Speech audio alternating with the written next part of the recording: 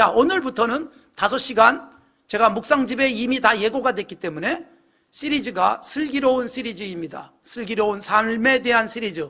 슬기로운이 요새 유행하고 있어서 저도 따라가느라고 하는 건 아니지만 그래도 짚어드려야 될 부분이기 때문에 뭐 요새 여러분 슬기로운 의사생활도 방송이 됐었고 심지어 슬기로운 감방생활도 있었어요.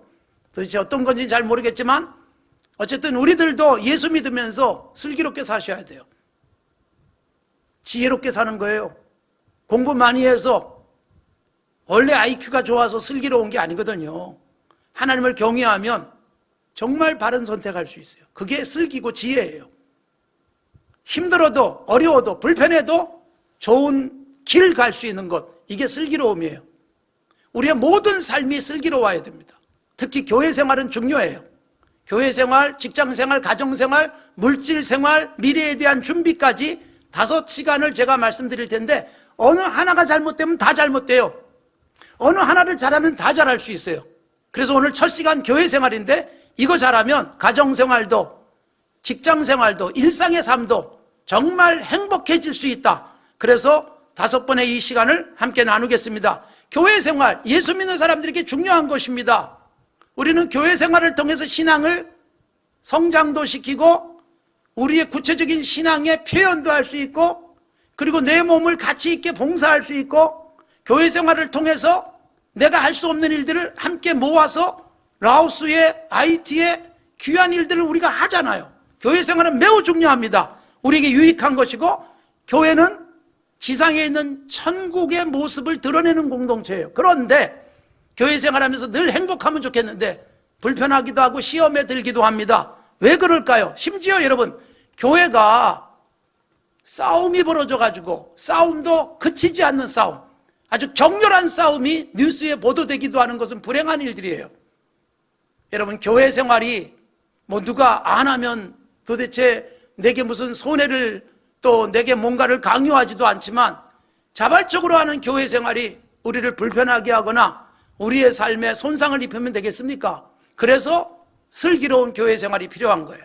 슬기로운 교회 생활을 오늘 첫 시간 다루면서 슬기로운 교회 생활을 위해서 제일 먼저 전제할 것, 여러분 좀 불편할지 몰라요. 그러나 전제하는 것은 뭐냐? 교회 공동체의 구성원들은 다 죄인이에요. 저도 여러분도 죄인입니다.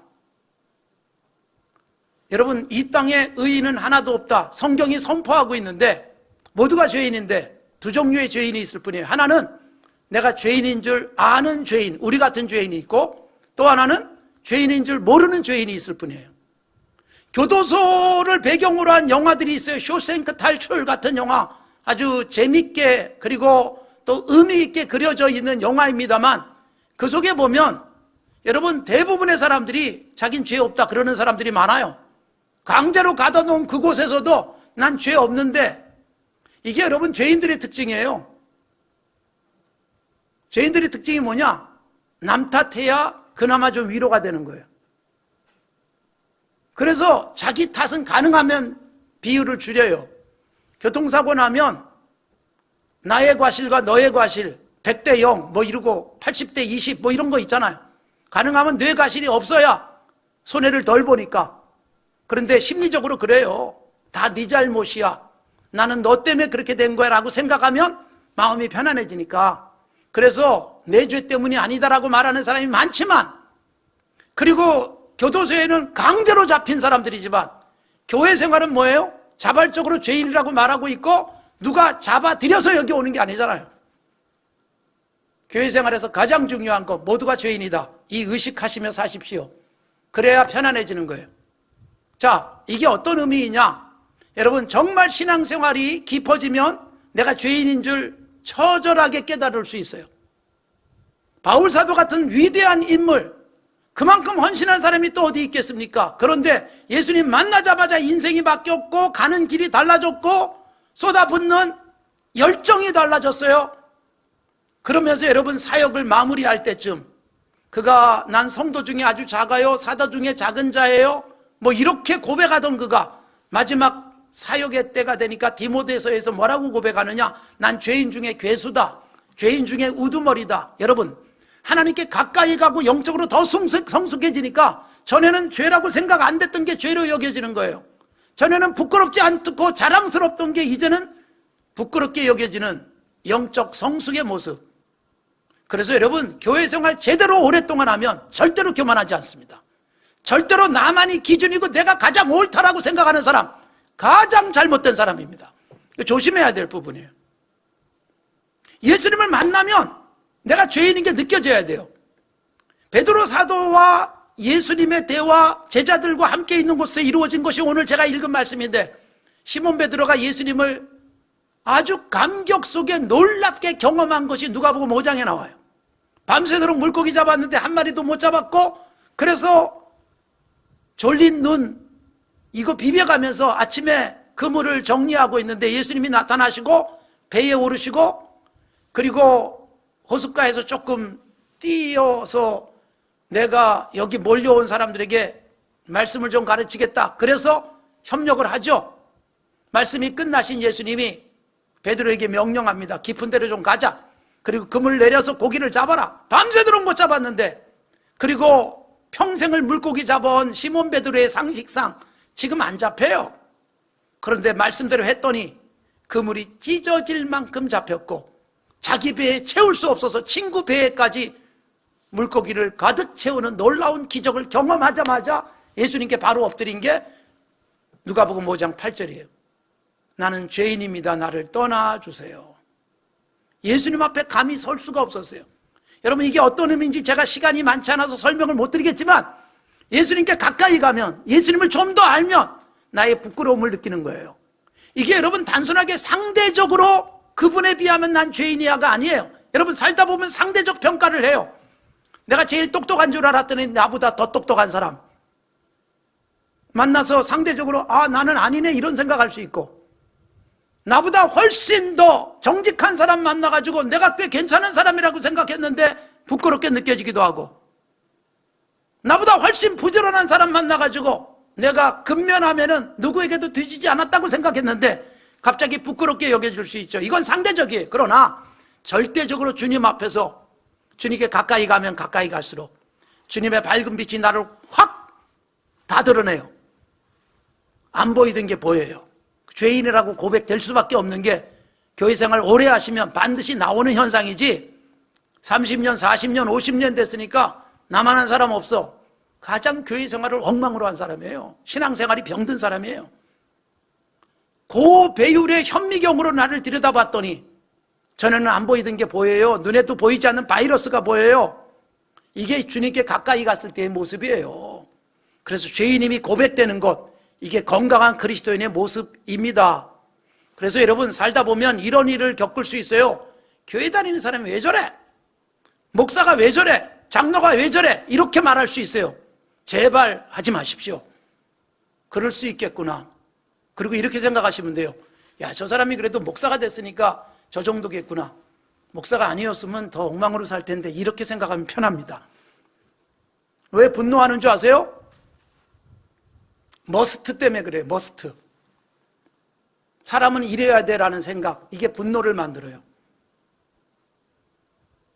선생님은 이래야 돼라는 생각, 그건 내 생각이에요.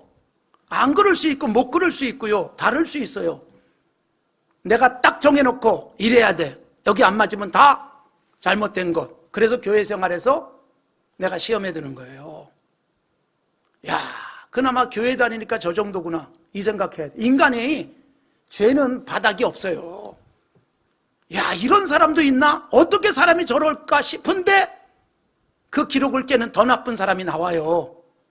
바닥을 모르고 끊임없이 추락하는 인간들. 그렇기 때문에 여러분, 우리가 남보다 좀 깨끗하게 살고 정직하게 살고 착하게 살면, 야, 하나님의 은혜다라고 생각해야 되는 거지, 그렇지 못한 사람을 놓고 어떻게 저럴 수 있어, 이게 우리를 시험에 들게 만드는, 교회 생활하면서 여러분 시험에 들지 않는 방법, 그럴 수 있겠구나 생각을 하시라는 거예요. 왜? 다 죄인이기 때문에. 그렇다고 여러분 당당하게 이제 못된 짓 하고 살아가라는 말이 아닙니다. 베드로 사도가 베드로전서 4장에서 말씀을 해요. 제발 그만 좀 해라. 성도들이랑 한 편지잖아요. 야, 아직도 그러고 있니? 지나간 때로 만족 좀 하고 이제는 좀 깨끗하게 살고 거룩하게 살아라. 이게 베드로 사도의 굉장히 중요한 핵심 가르침이에요. 그래서 여러분, 나는 끊임없이 성숙하고 거룩해지기 위해서 노력하고 다른 사람의 약한 부분, 모난 부분을 보면 그럴 수 있겠구나 그러면서 시험에 들지 않도록 애쓰시는 것이 건강한 그리스도인의 삶이다라는 것입니다. 여러분들이 예배당에 자주 안 와가지고 못 보신 분들이 많고 아직도 못 보신 분들이 계시에요. 늘 우리가 교육관 외벽에 우리 최관식 작가의 사진이 걸리고 거기에 시가 한 편씩 올라가잖아요. 이번에 가을을 맞이해서 예쁜 사진 위에 제가 골라서 올린 시가 정호승 시인의 걸림돌이라는 시입니다. 내용을 읽어드리겠습니다. 끝나고 한번 보고 가시기 바랍니다. 아름답습니다. 내 언제 인간을 넘어뜨렸느냐? 내 언제 인간을 쓰러뜨렸느냐? 나는 그냥 돌일 뿐 땅속에 깊게 뿌리를 내리고 하늘을 바라보며 뿌리에 꽃을 피우는 돌의 열매일 뿐. 내 언제 인간의 사랑을 방해했느냐? 내 언제 인간의 욕망을 가로막았느냐? 바람도 내게 걸리지 않고 낙엽도 스쳐 지나가고 한방눈도 고요히 내려앉거늘 나는 인간을 쓰러뜨리지 않는다. 인간이 스스로 걸려 넘어지고 쓰러졌을 뿐. 아마 정호승 시인이 돌의 입장을 대변해 준 것 같아요. 항상 안 넘어지다가 거기 돌이 있다는 것도 모른 채 지나다니다가 어느 날 돌뿌리에 걸려서 넘어지고 돌뿌리에 화를 내는 거예요. 그냥 늘 있었는데 우리가 살면서 여러분 늘 있는 사람, 내가 걸려 넘어지는 거지 그 사람이 나를 걸어 넘어뜨리지 않습니다. 그 이야기를 이 시 속에 담았어요. 교회, 공동체 다 걸림돌이 될 수도 있어요. 내가 잘못 걸려서 넘어졌다고 생각하셔야지 저 사람이 내 발을 건 게 아닙니다. 내가 영적으로 건강해지셔야 돼요. 죄인들의 모임이다 라는 생각 속에 저로 인해서 시험에 드는 사람도 생길 수 있어요. 지금까지 그런 사람들 제가 굉장히 미안합니다. 용서하시기 바랍니다. 그래서 교회를 떠난 분들도 계실 거고 우리가 예배당이 협소한데 그것 때문에 조절이 좀 됐을 거예요. 다음은 너무 많아가지고. 근데 여러분 그것 때문에 평생 가슴에 품고 살아가면 내가 손해예요. 걸림돌을 향해서 주먹질을 해보십시오. 내 손만 아프고 상처날 뿐입니다.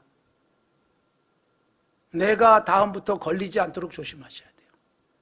죄인들의 모임이다 이 생각하고 사시는 거예요. 그런데 이 교회가 누구 교회예요? 오늘 시몬 베드로와의 대화 속에 예수님이 하셨어요. 내가 내 교회를 세운다. 교회를 세우는 분이 주님이에요. 그리고 이 교회는 누구 교회냐? 주님의 교회예요. 내 교회. 주님이 세우셨고 주님의 교회이기 때문에 누가 흔들겠어요? 사탄이 공격을 해요. 음부의 권세가. 얼마나 많은 음부의 권세가 교회를 공격했는데 로마 제국이 핍박을 했고요. 수많은 핍박이 지금도 있고요. 지금도 북한 땅에서 예배드리다가 잡혀서 죽음으로 가는 사람들도 생기고 그래요. 그러나 교회는 절대로 무너지지 않습니다. 왜요? 주님이 주인이시고 주님이 지키시기 때문에. 그래서 여러분 교회는 주님이 반드시 지켜내실 거예요. 내가 안 가 그래도 주님이 지키시지 교회는 절대로 망하지 않습니다. 나만 손해보는 거예요. 싫어 그래가지고 나만 빠지면 나만 손해보고 나만 영적으로 무너지는 것이지 교회가 무너지지 않습니다. 영원히 버텨낼 주님의 교회입니다. 주님이 주인입니다. 그래서 여러분 누구도 교회 안에서 교회 공동체 안에서 내가 주인인 것처럼 내가 머리인 것처럼 착각하면 안 되죠. 이미 우리가 몸 시리즈에서 살폈어요. 머리 하면서 예수 그리스도가 머리예요. 그분이 주인이에요. 그분이 모든 것을 주장하십니다. 내가 혹시 이런 교회가 있어요. 한 개인이 내 땅에다가 내 돈으로 예배당을 짓고 그리고 헌납하고 교회가 예배를 드리고 있어도 내 것 아닙니다. 이미 주님께 드렸기 때문에. 자칫 잘못하면 여러분 그런 경우에 대주주처럼 행세할 수 있어요. 내가 가장 지분이 많은 것처럼 내 말 안 들으면 기분이 나쁜 시험거리예요. 주인 행세하기 때문에 생기는 거예요. 주님만이 머리지 누구도 머리일 수 없다는 말씀은 제가 이미 뇌에 대한 말씀을 통해서 말씀을 드렸어요. 주님이 주인이십니다. 주님이 머리십니다. 우린 뭐예요? 주님이 머리고 우리는 그 머리에 이어져 있는 몸. 다 다른 모습이에요. 각자의 역할을 해요. 오늘도 나와서 찬양한 사람도 있고 피아노를 치기도 하고, 그리고 누군가가 이렇게 저렇게 교회 안에서 봉사들을 해요. 다 예수 그리스도의 머리 되심을 인정하는 사람들이 몸을 이뤄가는 방법이에요. 누군가는 에이 없어도 돼 싶은 사람은 아무도 없습니다. 약해 보이지만 약해 보이면 더 보호를 해줘야 되는 게 우리 몸의 지체예요. 손가락이 10개가 있습니다. 한 손에 5개씩. 여러분, 엄지부터 이 5개 모든 손가락은 각각의 역할과 기능을 하지요. 어떤 손가락은 좀 약해 보일 수도 있어요. 피아노를 칠 때 모든 손가락이 다 동일하게 터치할 수 있으려면 많은 노력이 필요하고, 그러나 여러분, 힘이 좀 덜한 손가락을 무시할 수 없습니다. 그 손가락이 없으면 장애예요. 하나님께서 우리의 모임 속에서 나는 무슨 역할로 세우셨는가? 하찮게 보이는 역할이란 없습니다. 다 소중한 겁니다. 그리고 서로 하나로 이어지면 공감이 가능해요. 머리로부터 내가 제대로 이어져 있으면 공감. 공감이 뭐예요? 같이 느끼고 같이 감정을 공유하는 거예요. 소위 사이코패스라고 말하는데 가장 심각한 문제는 뭐라고요? 공감이 안 되는 겁니다. 당신이 아픈 걸 내가 느끼지 못해요. 그게 사이코패스라는 거예요. 심리학적으로. 여러분, 정말로 예수 그리스도를 머리로 같이 묶여 있으면 우리 뭐예요? 당신이 아프면 나도 아프고, 당신이 슬프면 나도 슬프고, 당신이 좋아하는 모습을 보면서 나도 행복하고, 이게 예수 그리스도를 머리로 한 몸을 이루고 있는 거예요. 내가 여러분 분명히 저쪽에서 슬픈데 나는 하나도 슬프지 않다면 점검하셔야 돼요. 내가 지금 뭔가 끊어져 있는 거예요. 신경줄이 끊어져서 전달이 안 될 수 있어요. 머리가 명령하는데도 움직이지 않는다면 한 몸이 아니에요. 그래서 공감이 가능하고 공동적 사역이 가능한 거예요. 내가 드린 물질이 함께 모여져서 선한 일을 하는 거예요. 이게 여러분 예수 그리스도의 머리, 그리고 우리는 그의 지체. 그래서 우리 모두가 우리로서 삶을 살아가는 거예요. 우리가 함께 모이는 이유는 모이면 주님이 기뻐하시고 모인 곳에 주님이 계시기 때문에. 마태복음 18장 20절에 예수님이 말씀하세요. 2-3 사람이 내 이름으로 모이면 나도 거기 있을 것이다. 그래서 모이는 곳에 주님이 계세요. 혼자도 예배 드릴 수 있지만 함께 모여요. 부득이하면 적은 수레도 따로 모여서 예배를 드리지만 둘이 그리고 셋이 거기 주님이 계시고, 정 아무도 없는 혼자 사는 분이 온라인으로 예배를 드려도 여러분 성도들과 연결된 마음으로 예배한다면 거기 주님이 계시는 거죠.